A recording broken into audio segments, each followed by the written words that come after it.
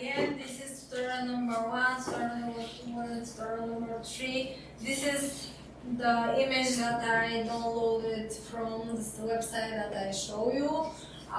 This is another image, but in JPEG. If you want to try it to see what is the difference between PNG and JPEG, that will be good for you. And again, another one, PNG. Well, here for the tutorial number 1, let's go.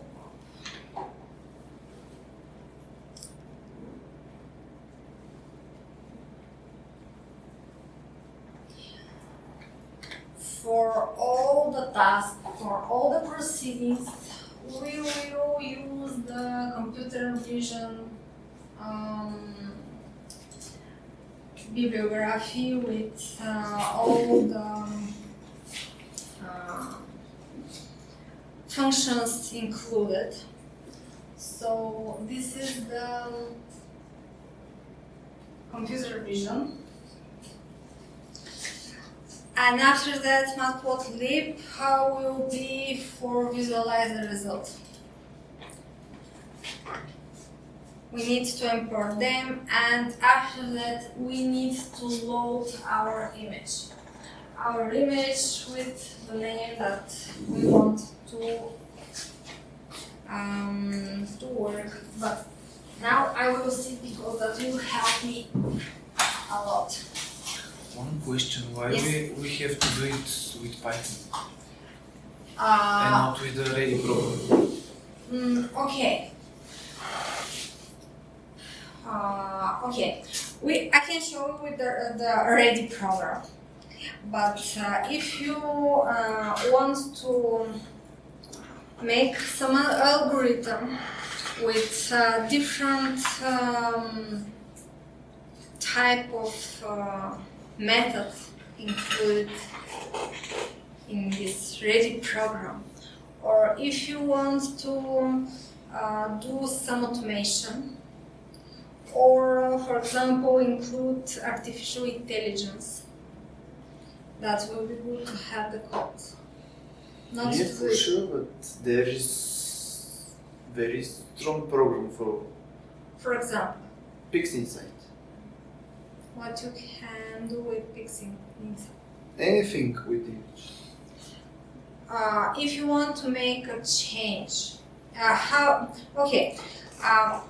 what is the, I don't have space, I will find somewhere where I can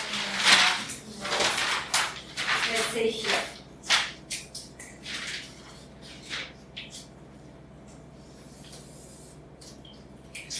You will do it by hand, right? No, what I will do by hand. Okay, so you have one image, right? Yeah. You have a content. Yeah. Something here. Yeah. What will be your goal?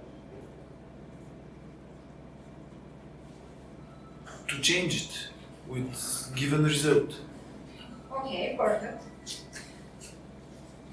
You will look your time to proceed the image, or you will look about the quality of the result of your algorithm. Of my algorithm. Yes. I will look for both. Okay. So if you have, for example, a ready program, I show you one that you can use. Yes, you have your image. Yes, of course, you can do different proceedings. You can take your histogram, you can change the color, color space, you can do whatever you want. But if you want to find automatically the object of your interest, can you do it by the program? Yeah. Because it's already done. This is an algorithm. This is the steps. Step number 1. You doesn't know what are the steps included to find your object automatically, right? So if If you want, you want to check if the algorithm won't miss something that is specific for your target. for example, yes, or if you want to new algorithm, if you want Yeah. to create new algorithm, or if you want to be independent, Yeah. also, because I don't know the program. I doesn't work with the program that you mentioned. Yes, of course, you can proceed one by one your images, Mhm. right? How much time do you need to proceed? For example, 10 images. I don't know, the program calculates. Okay, but you need to load the first The image. time it takes for 1 multiplied by 10, right? Yes. With the code, we can basically stack them up as soon as we can. It would take us as much time as it would for one. Yes. Не разбрах. Като цяло имаш много повече свобода, когато си наясно с кода и когато си го правиш сам. Иначе си в constraint, в limitation на конкретната програма. И тя в нея, тоест ти работиш, да довърша. Ти работиш с това, което тя има. Не можеш да излезеш от тези параметри. Тя може да е направена оптимално, примерно за любителски фотографии или за някакви конкретни апликации. Но когато ти искаш да правиш някаква наука, искаш да си човека, който обработва Нали, сам данните. трябва да си го програмирам, нали, сам да измисляме много кода. Не, най-добре е така, защото ти реално, знаейки физиката и знаейки какво търсиш, можеш да направиш оптимален процесинг, без да вкарваш допълнително неща, които не знаеш дали този софтуер ти вкарва или не. Ама аз знам с този софтуер. Иначе трябва ти реално да отвориш кода на софтуера и да видиш той как го прави, за да разбереш има ли смисъл да го прави по този начин. Също за automation. Както виждаш image едно, сложиш 2, 3, 4, 5, 6, 10, ще отвори всичките имиджи наведнъж. Иначе, ако трябва на GUI-то, на графичния интерфейс, да отиваш да кликаш на всяко едно по едно на параметрите и така нататък, просто ще отнеме повече време. Сега си представи, че твоите имиджи не са 1, 2, 3 или 10, имаш 10 терабайта радио имиджес, които ти няма как физически на всяко едно да цъкаш. Това е просто безумие, разбираш? Има програма, която е комбинация от двете. Това имаш, но някой вече е написал, разбираш? Тай какво? Що да не го ползвам? Ама ползвай го, няма никакъв проблем. Ти можеш да ползваш код, който някой вече е написал. Не е нужно да го измисляш едно по едно. Идеята на това упражнение тук е да се запознаем с идеята как работят нещата. Защото ти в случая какво правиш?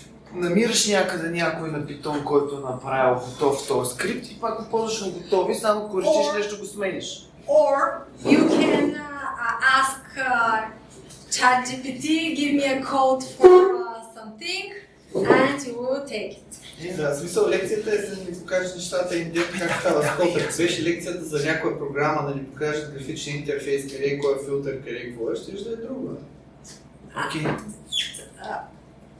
Well, if you want to show you some particular, for example, software, we can do it during the lunch, for example. But now for me, it's more important to find out how to be independent. And because probably you will strive to obtain new path for finding something. So, for example, you can manage your image in the software that you mentioned. Mm-hmm.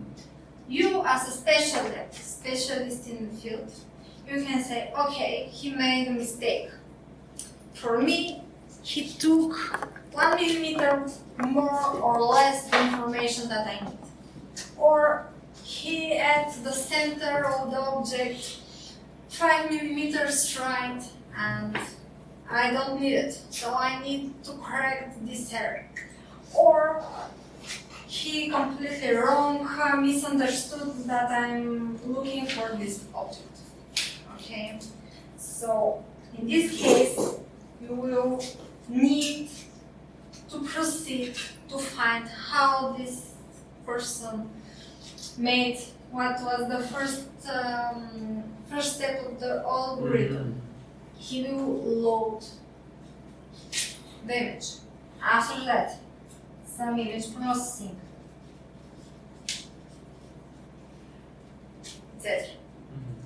After that, to find some algorithm for feature extraction, we will do the segmentation in the third lecture. So here I can propose you to work with computer vision, and the first part, of course, will be to take your dimension of the image. Because if you work with a heavy image, which means with a higher resolution, you will need more time for more computational time, and it depends on the machine. If, for example, of course, you need a particular color space, you can visualize it. So here, what you can do, this is the code, and you can run it. Okay, so what we have.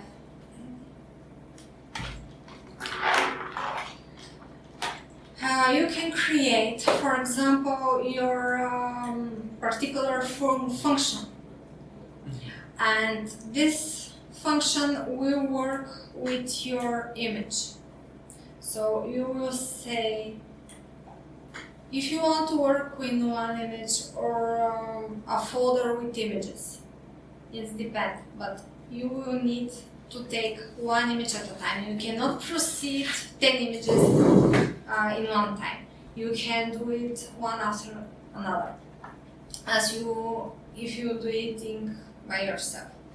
After that, you can check and verify what are the dimensions of this particular image, what are the shapes, and the channels. Channels stands for the color space.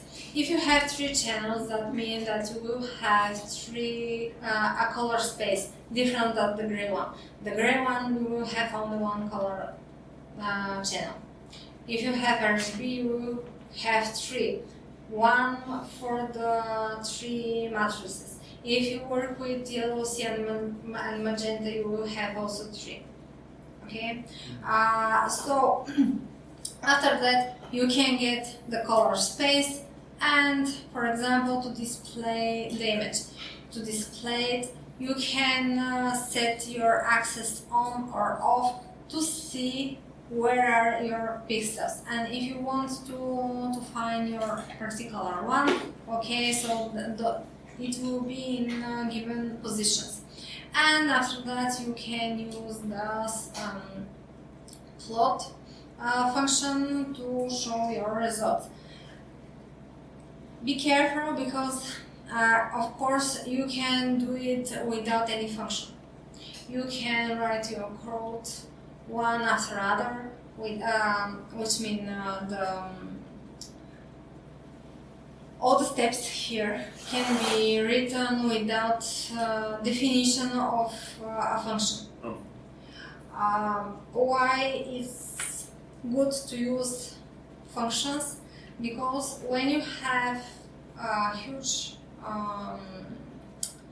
code, you can do different tasks. The first task of your algorithm will be to load your images.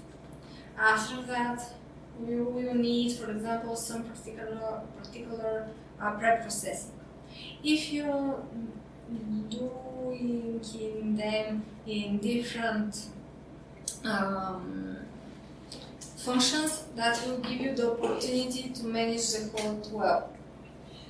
It's the part of the coding process, and to debug the code, because you can do some mistakes. And if you want to eliminate some part of the code, for example, you will have 5 functions, 5 things to do. The first one will be to load the image, the second one will to do some first part of the preprocessing, second part of the preprocessing, and you want to see or to make the comparison which of the two are give better results, you can launch the two preprocessing and one after other, or only the first one, or only the second one, or I don't know, or the second and after that the first To one. make two files and after that to compare them. Yes, for example, yes. But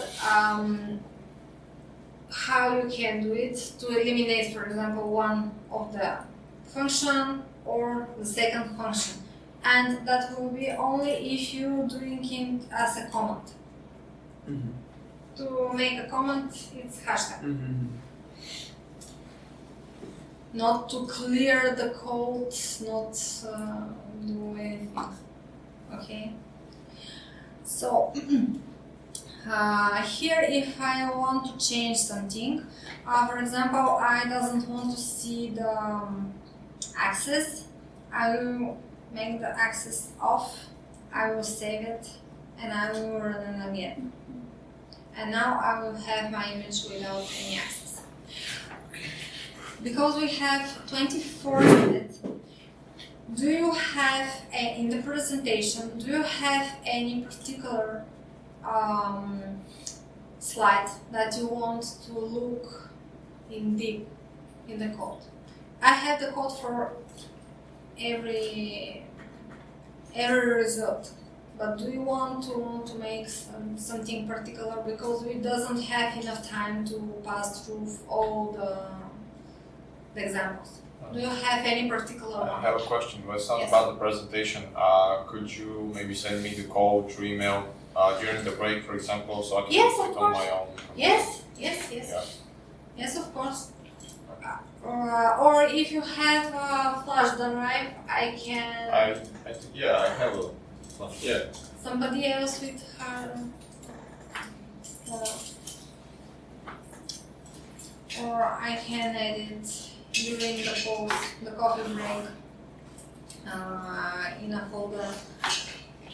So if you want, for example, the cropping, I don't know, choose one.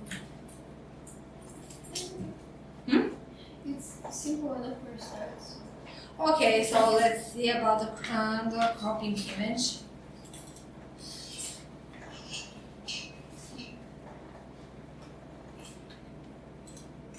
Here is it. Okay. So first of all, we need our bibliotecs. The first bibliothèque, if you want, we can do, of course, copy paste. That will be easy for me, and I will explain. So the first bibliothèque is computer vision. We can find there, for example, the function image, crop image. It's predefined function. After that, for example, how to load image. Everything related to the visualization of the result will be in MATLAB bibliothèque. So now, if you want to define our coordinates, we have our original image. There is it. And yes, of course, if you are not familiar, for example, at the beginning with the automation of the process, you can say, okay, there is the center of my region of interest. What is the size? Do I need only this one? Is it visible? Okay. Do I need only this one? Do I need this one? I don't know what is it, actually. For me, those are three objects. For you, probably this is only one. I don't know. Is it one? Or Sure. It depends how you look at it. If you call it a galaxy, it's probably part of the same galaxy. But it looks like there's a strong source in one end, another one in another. So it very much depends on what you're looking at. actually, yes. And what will be your region of interest then? The whole thing. All of them. All of them. The whole thing, yeah. Can you describe me here for this? this image, can you describe the content? For me, please. Like describe. You mean? Yeah, that's a good question. I don't know. It's probably some kind of a galaxy which has some strong source. I guess You if said this, probably. if this is a radio image, then that means there's a strong radio source, and you can probably measure a few things by the size of the pixel, by the.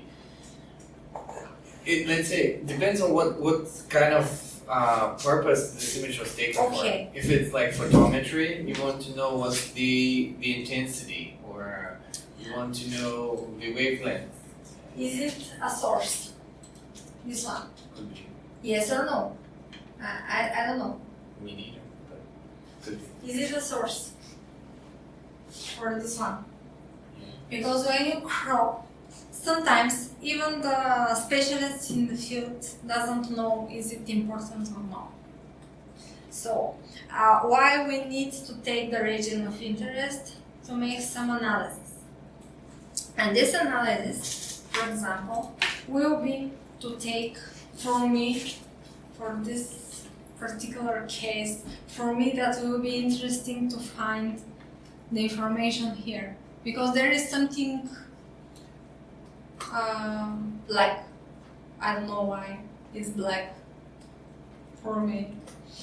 Another part will be, can you see that around the black part, it's not pixelized. Can you see that there are the pixels? Can you saw them? Yeah, it's- Probably if we turn off the lights, that will be more visible. yeah, we see it's pixelized. Yeah. Can you see that the black one is not pixelized? In how many pixels you enter? You mean the black spot? Yes. Probably 2-3 pixels. If you come closer, and let's go closer to this image. Okay, let's say that they are around, we can set it.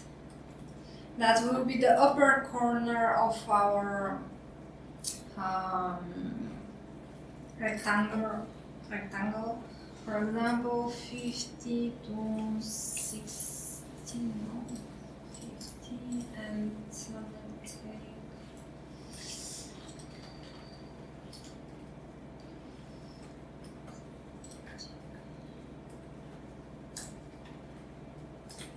the bottom right corner, and let's see.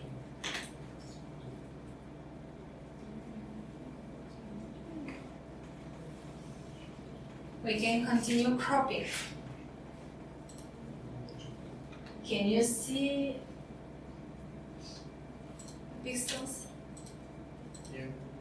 Still looks like 2-3 pixels. Okay. What the information can we take till now? The size of the spot. Yes, of course the size, but can you, if we look carefully in the color, can you see that you have a part of the color? I can zoom it more, to crop it more. Can you see that you will have in a particular region, you have the same color for all the pixels? Yeah, to me this looks like a single pixel. From here. From here, yeah. If you come closer, that you won't change your mind. That will look also one familiar pixel. Okay. So you're saying that it got averaged out somehow? Can you repeat, sorry? It got averaged out. So like this group of pixels that we're showing is how many are there? Like 60 or? I don't know. We can continue do the analysis. Because the black spot, I don't know what is it. I have no idea. But if you look, the black spot here, this is the part of the content of something else. Can we say that those black spots are the same like the other black spot? Physically, no, but by just looking at the image, I guess we can make that assumption. Okay, so if we continuing, of course, to segment the image or the object, it's possible to take information which is not really related to your region of interest. It's possible. So you cannot achieve 100% clean region of interest. Okay, you will have information which won't be related probably to your object, because today, let's say like that, you will have this black spot and tomorrow you won't have it. Probably, I don't know. It depends on the source of the galaxy or the object that you are looking at. After that, what is important here? So I will define a function to crop the image, which will take my image, of course. It will take the start, the left top left corner of my crop to the top left again, x and y axis, and the same x and y for the bottom right of the corner. So if we do this one here,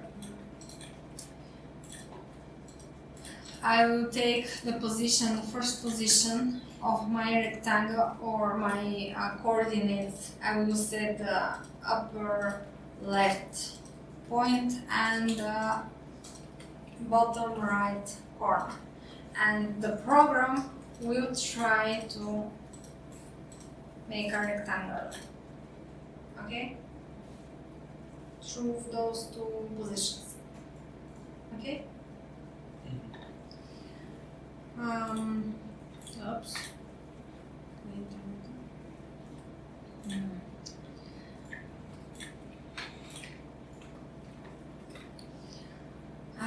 After that, what is the function for visualization of the cropped image? What we will get our image, and again the same coordinates which define the cropped coordinate. So we won't clear the content of our image, we will create a new one, which will be proceeded further. Do you have any questions till now? What was this library CV2 used for? You can import from there. For example, the function crop image is stored there. So it is mainly for just for image processing with all. Yes. Yes. If you doesn't have it in your computer, you can do pip install. I will write you. That's done in the console, right? Sorry? That's done in Python in the console as well. Yes, and here will be pip install CV2 because I did it before. If I run it, that won't do anything, but here pip install is visible. You need to write in your console. Okay. We can use from this particular, for example, library, we can use also imread. It's a function that reads your image. Or what else? From here, nothing else. For matplotlib, if we want to go and work with this library, we can call it with the three letters POT. I can name it if I want Nikki, Vicky, or whatever I want. Okay, yeah. And after that, there is from this library I can use the subplot. I will have one line with two positions and I will set my figure size by 10 and 5. And after that I will display at the first position, I will display my original image, and in the second position of the row I will visualize my cropped image and I can make it as one figure on one size. And in the end I can call the function and to visualize the result. What will be interesting probably for you will be the let's see the filtering, doing that up this one for example. Now if I change for example the lower limits, this is my histogram. If we want to see from 0 to 50, let's see what will happen here. 0 to 50. Now I will save it and I will run it. This is the content from the first huge peak. This is what I have.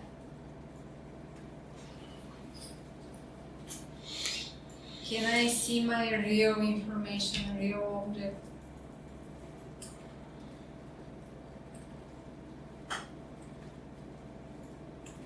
For me, this is my real object of interest that I cropped before, but now I doesn't have any information at all. Here. So from the first pic, this is the content. Okay, if we want to see what we have here around this is 130 to 150. Let's see.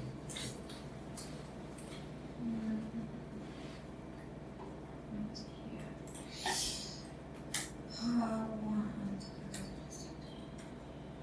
125. Let's say 150.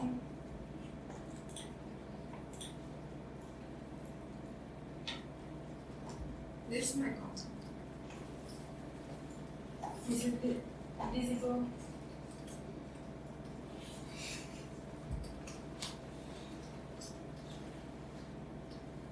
Can I take some real information from this?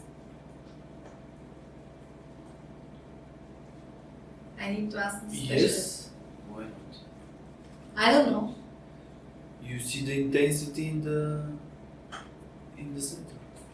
So And the distribution of the yes, for a particular peak that we want to see. And now you ask me if I can have a hidden object. Now you can define the lower and the upper limit of the content that I want to analyze, for example, and I can visualize it. Okay.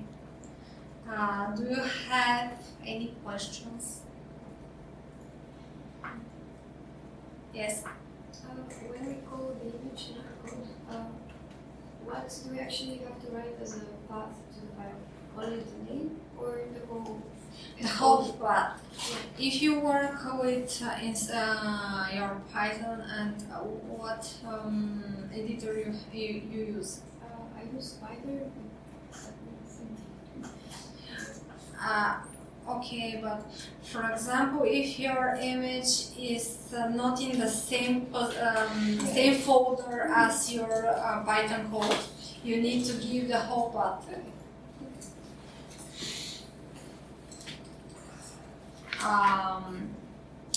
Okay, and just because we have 5 minutes, just to show you if you want the image, just this is the program, and yeah, it will be easy to say open, to find your image. I don't know, probably it's this one. I will open it. Ta-da! This is my image. I can see the dimensions, the number of the pixels, its RGB, and what is the size of my real image. If I want to do some color inspection, I can move around the color space. And I can see where this particular pixel is in my cube, for example. And what is the frequency? I can see the color, the RGB here. Here. The first one will be the quantity of the red channel, the green channel, and the blue channel. And what will be the frequency, how many times I can find this particular pixel. And I can see the position. Yeah, of course. I can change the color space. Okay, not this one, but for example, HSV. Can we do that not with a pixel but with a pattern? Sorry? With a pattern? For example, I'm not sure here. In this program, I don't work a lot, but I find it because I wasn't sure how many of you are experienced with Python, and I wanted to propose you some different way to proceed the image. Okay, and yeah. Another type is what the frequency, for example. Or if you want to see it by histograms. Of course, you can manipulate a lot of stuff. You can change, for example, image, what were using it, 3D, interactive 3D. Okay, this is your color. You can visualize it. And for example, to create a 3D. That won't be the real 3D, that will be 2.5D. Because the information about the Z-axis will be function of the X and Y, and it will be actually your color. And that will be useful, for example, if you want to look at different position of your problem, because sometimes you cannot see something till you look in the different part of it, for example. Okay, so now is the question and answer. Do you have some questions? And I will try to give you some answers.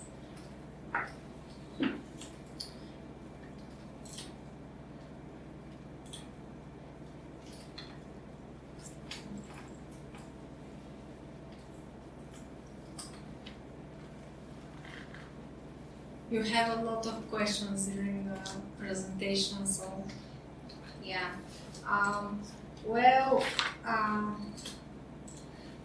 The coffee break will be start in 10 minutes in this case. So if you want, I can show you something more, or we can go to take a coffee and to speak around. Yeah, let's give coffee. Okay, let's go to take a coffee.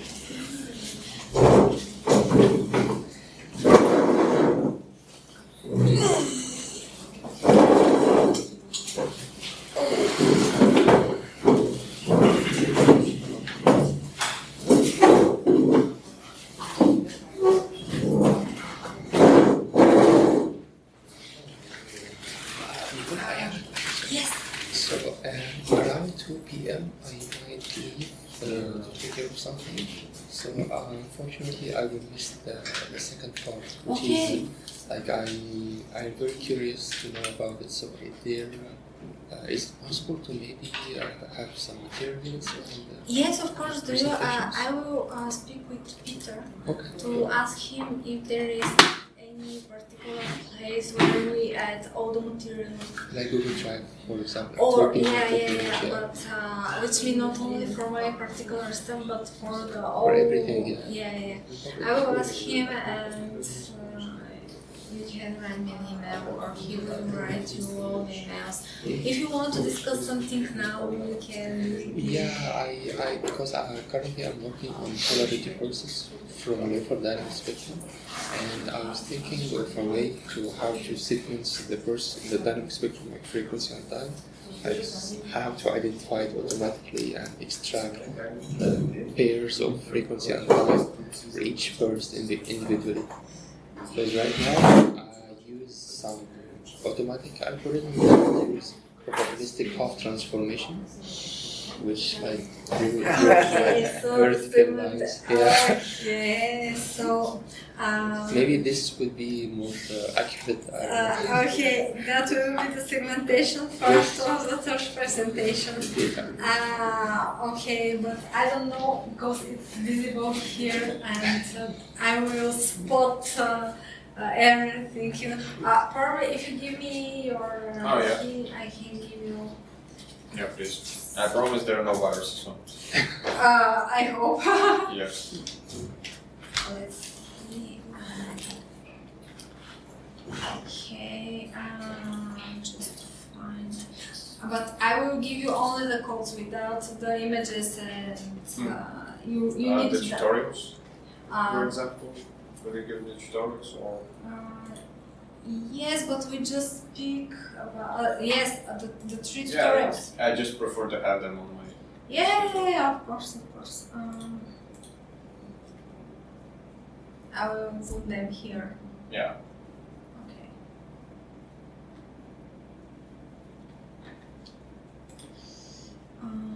Okay, just.